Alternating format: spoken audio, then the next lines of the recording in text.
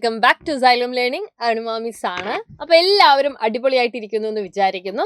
സ്കൂളൊക്കെ തുറന്നു, എല്ലാവരും നല്ല രീതിയിൽ പഠിക്കാൻ വേണ്ടി തുടങ്ങിയിട്ടുണ്ട്. അപ്പൊ സ്കൂളൊക്കെ തുറക്കുന്ന സമയത്ത് അല്ലെ നിങ്ങളുടെ അച്ഛനും അമ്മയൊക്കെ പറഞ്ഞിട്ടുണ്ടാവും നിങ്ങൾ നല്ല മക്കളായിട്ട് വരണം, നല്ല കൂട്ടുകാരായിട്ട് ഉണ്ടാവണം എന്നൊക്കെ പറഞ്ഞിട്ടുണ്ട് അല്ലെ.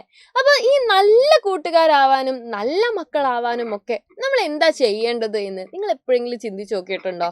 ഈ നല്ല ശീലങ്ങൾ ഉണ്ടാവുമ്പോഴല്ലേ നമ്മൾ നല്ല കുട്ടികളായിട്ട് മാറുന്നത്. നല്ല ശീലമുണ്ടെങ്കിൽ നമുക്ക് എന്ത് ചെയ്യും? നല്ല കാര്യങ്ങൾ സംഭവിക്കും അല്ലെ. അപ്പൊ എന്തൊക്കെയാണ് ഈ നല്ല ശീലങ്ങൾ? കുഞ്ഞു മക്കളിൽ ഉണ്ടാവേണ്ട നല്ല ശീലങ്ങൾ എന്തൊക്കെയാണ്? അങ്ങനെയാണെങ്കിൽ നല്ല കുട്ടികളായിട്ട് മാറാൻ നമുക്ക് എളുപ്പമല്ലേ. അപ്പൊ നമുക്ക് എന്തൊക്കെയാണ് ആ നല്ല ശീലങ്ങൾ എന്നുള്ളത് ഒന്ന് പഠിച്ചു നോക്കിയാലോ. ആദ്യത്തേത് അല്ലെ, വേക്സ് അപ്പ് ഏർലി, രാവിലെ ഉണരുന്നു. നിങ്ങൾക്കറിയാം, നിങ്ങൾ രാവിലെ എഴുന്നേൽക്കാതെ വളരെ ലേറ്റ് ആയിട്ടാണ് എഴുന്നേൽക്കുന്നതെങ്കിൽ ഒബ്വിയസ്ലി നിങ്ങളുടെ സ്കൂൾ ബസ്സോ നിങ്ങളുടെ സ്കൂൾ ഓട്ടോയോ ഒക്കെ പോയിട്ടുണ്ടാവും അല്ലെ. അന്ന് ലേറ്റ് ആവും, ടീച്ചറുടെ അടുത്ത് നിന്ന് വഴക്ക് കേൾക്കും. അപ്പൊ ഇങ്ങനെ ഉള്ള ദിവസങ്ങളിൽ നമുക്ക് മൊത്തത്തിൽ എന്തായിരിക്കും, ഒരു സുഖം ഉണ്ടാവില്ല അല്ലെ. അതേസമയം നമ്മൾ നേരത്തെ എഴുന്നേൽക്കുകയാണെന്നുണ്ടെങ്കിലോ, നേരത്തെ നമ്മൾ എഴുന്നേൽക്കുന്നു, നമുക്കപ്പോൾ എഴുന്നേറ്റ് കഴിഞ്ഞാൽ അല്ലെ കുറച്ച് ടൈം ഒക്കെ ഉണ്ട്. അപ്പൊ കുറച്ചു നേരം അമ്മയോട് വർത്താനം പറയാം, അതേപോലെ തന്നെ റിലാക്സ്ഡ് ആയിട്ട് നമുക്ക് ബാക്കി പരിപാടികളൊക്കെ ചെയ്യാം, നന്നായിട്ട് പഠിക്കാം കുറച്ചു നേരം. അപ്പൊ ഹോംവർക്ക് ഒക്കെ ഉണ്ടെങ്കിൽ അല്ലെ ഒന്ന് നോക്കി നോക്കാം. അപ്പൊ അതൊരു നല്ല ഹാബിറ്റ് അല്ലേ. അപ്പൊ രാവിലെ എഴുന്നേൽക്കാൻ എല്ലാ കൂട്ടുകാരും എന്ത് ചെയ്യണം? ശ്രമിക്കേണ്ടതുണ്ട്. ഇനി രണ്ടാമത്തതായിട്ട് brush teeth twice a day, 2 നേരം പല്ല് തേക്കുന്നു. ഉണർന്നു കഴിഞ്ഞാൽ എല്ലാവരും പല്ല് തേക്കാറുണ്ട് അല്ലെ. അല്ലെങ്കിൽ അതും സ്കിപ്പ് ചെയ്യുന്ന മക്കളുണ്ടോ? ഉണ്ടെങ്കിൽ ചെയ്യരുത് കേട്ടോ. പല്ല് തേച്ചില്ലെങ്കിൽ പല്ല് മുഴുവൻ പുഴുപ്പല്ലാവും. പുഴു വന്നെല്ലാം കൊണ്ടുപോകും. അതുകൊണ്ട് പല്ല് നിങ്ങൾ നന്നായിട്ട് തേക്കണം. രാവിലെ മാത്രം തേച്ചാൽ പോരാ, രാത്രിയും നന്നായിട്ട് പല്ലു തേക്കേണ്ടതുണ്ട്. ക്ലിയർ? അടുത്തതെന്ന് പറയുന്നത് കുളിക്കുക എന്നുള്ളതാണ്.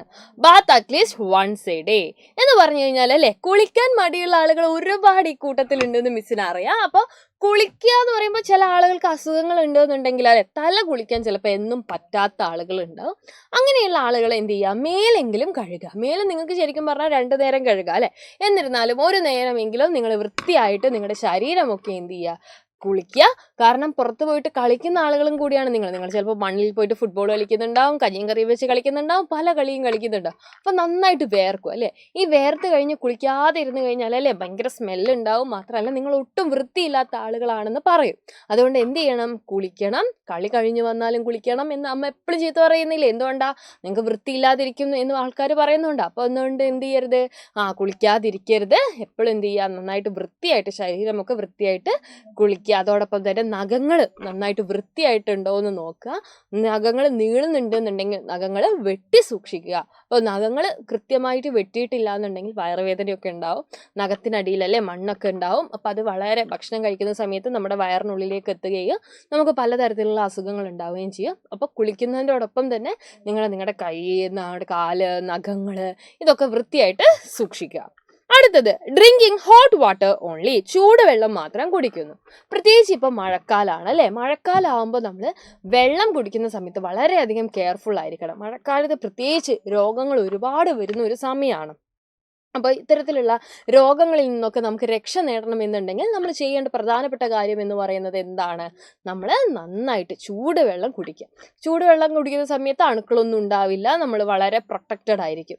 അതേസമയം ചൂടുവെള്ളം അല്ലാതെയാണ് നമ്മൾ കുടിക്കുന്നതെങ്കിൽ ആ വെള്ളത്തിനൊക്കെ അണുക്കൾ ഉണ്ടാവും. അതുപോലെ തന്നെ പെട്ടെന്ന് അസുഖങ്ങൾ പകരം. കാരണം വെള്ളം തണുത്തൊരു സമയമല്ലേ, പലതരത്തിലുള്ള വെള്ളങ്ങൾ എത്തുന്നുണ്ട്. അപ്പോൾ വിശ്വസിച്ച് കുടിക്കണമെന്നുണ്ടെങ്കിൽ ചൂടുവെള്ളം തന്നെ കുടിക്കാൻ വേണ്ടിയിട്ട് എല്ലാവരും ഉറപ്പ് വരുത്തുക. അപ്പൊ ഇതൊക്കെ ടീച്ചർ പറഞ്ഞ കുട്ടി കുട്ടി ഹാബിറ്റ്സുകളാണ് അല്ലെ. അപ്പൊ ഇത്തരത്തിലുള്ള ഒരുപാട് നല്ല ശീലങ്ങൾ വേറെയുണ്ട്. മറ്റെന്തൊക്കെയാ നല്ല ശീലങ്ങൾ നിങ്ങൾക്കുണ്ട് എന്നുള്ളതും, ഇനി എന്തൊക്കെ ശീലങ്ങളാണ് നിങ്ങൾ പുതുതായിട്ട് തുടങ്ങാൻ വേണ്ടി പോകുന്നതെന്നും ടീച്ചറോടും കൂടി ഒന്ന് പറയാമോ? അപ്പൊ നിങ്ങളുടെ ഉത്തരങ്ങൾ താഴെ കമന്റ് ബോക്സിൽ എഴുതണം. മറ്റൊരു വീഡിയോയിൽ നമുക്ക് വീണ്ടും കാണാം. അതുവരെ ബൈ.